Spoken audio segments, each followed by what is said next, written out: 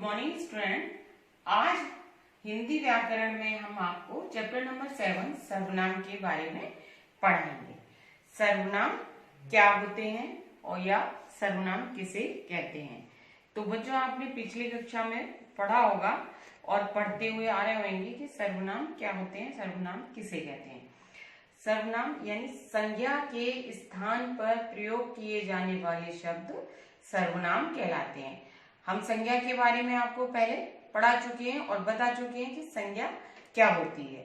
किसी व्यक्ति, वस्तु, स्थान के नाम को संज्ञा कहते हैं। ऐसे ही संज्ञा के स्थान पर प्रयोग किए जाने वाले शब्द सर्वनाम कहलाते हैं। संज्ञा क्या होती है? जैसे किसी का नाम, किसी वस्तु का नाम, किसी व्यक्ति का नाम, किसी जगह का नाम। और सर्वनाम हो गई उसकी जगह पे जो शब्द प्रयोग किए जाते हैं।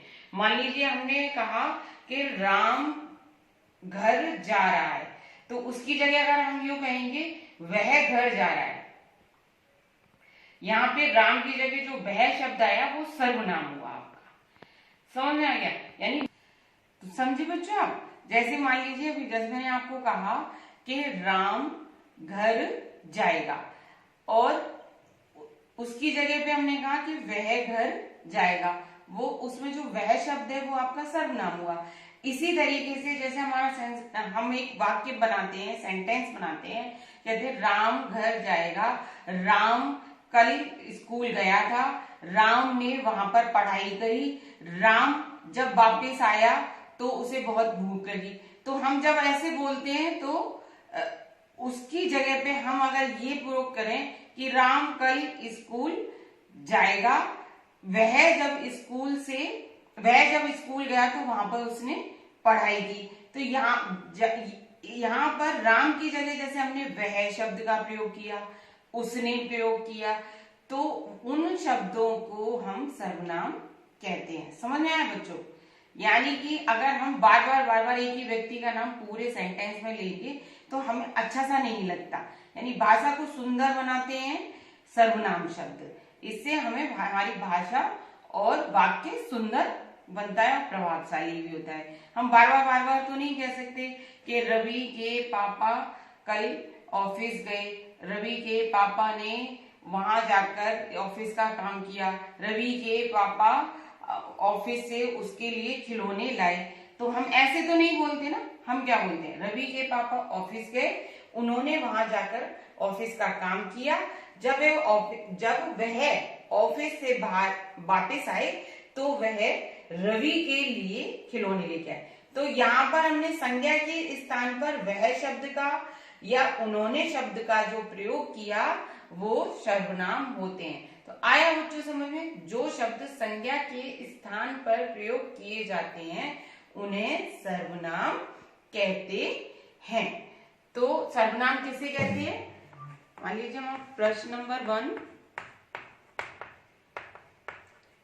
सर्वनाम किसे कहते हैं? उदाहरण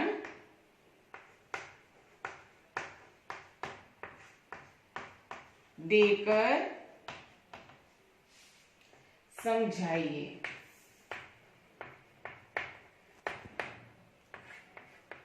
तो किसे कहते हैं सर्वनाम? यानी या तो हम परिभाषा के तौर पे भी लिख सकते हैं और आंसर वैसे भी लिख सकते हैं। किसे कहते हैं सर्वनाम? जो शब्द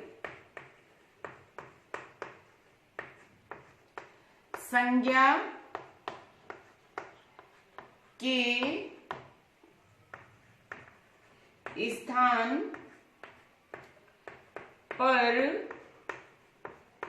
प्रयोग किए जाते हैं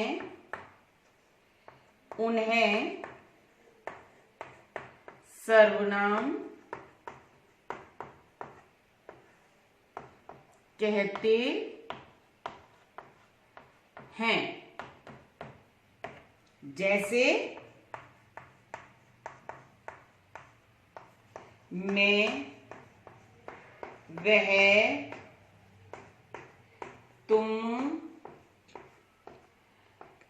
तुम्हारा,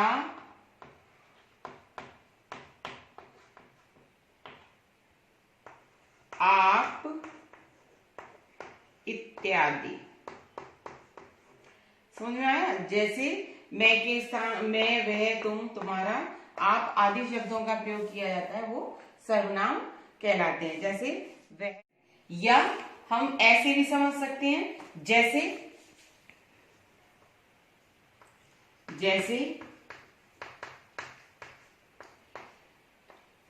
रवि कल दिल्ली जाएगा। ठीक है। और जब हम सर्वनाम में लिखेंगे, शब्दों के साथ लिखेंगे, तो हम लिखेंगे वह कल, वह वहां पर घूमेगा। तो समझ में आया बच्चों? यहाँ पे हमने लिखा रवि कल दिल्ली जाएगा, वह वहां पर घूमेगा।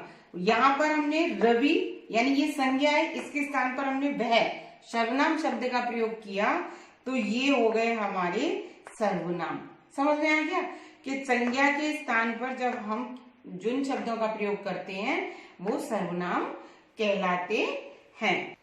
तो आया बच्चों समझ में? यानी कि अगर हम यहाँ पे रवि लिखते, फिर आगे हम और कुछ लिखते कि वह वहां पर घूमेगा की जगह हम लिखते रवि वहां पर घूमेगा, रवि वहां पर कुछ सामान भी खरीदेगा। यानी एक ही शब्द को बार बार एक ही शब्द को प्रयोग करते हैं तो वो अच्छा सा प्रतीत नहीं होता। भाषा को सुंदर, शब्दों को सुंदर, वाक्य को सुंदर बनाने के लिए हम संज्ञा के स्थान पर सर्वनाम शब्दों का प्रयोग करते हैं, जिससे हमारी भाषा सुंदर बनती है और अच्छी भी लगती है। तो समझ में आ गया बच्चों कि सर्वनाम क्या होते हैं? जो संज्ञा के स्थान पर प्रयोग किए जाते हैं। जैसे मैंने आपको यहाँ कुछ उदाहरण देकर आपको समझाया, तो उम्मीद है आपको ये अच्छे से समझ में सर्वनाम आ गया होगा। आपको इसको अच्छे से रीड करना है और क्वेश्चन को, आंसर को लर्न भी करना है। तो आज का आपका होमवर्क है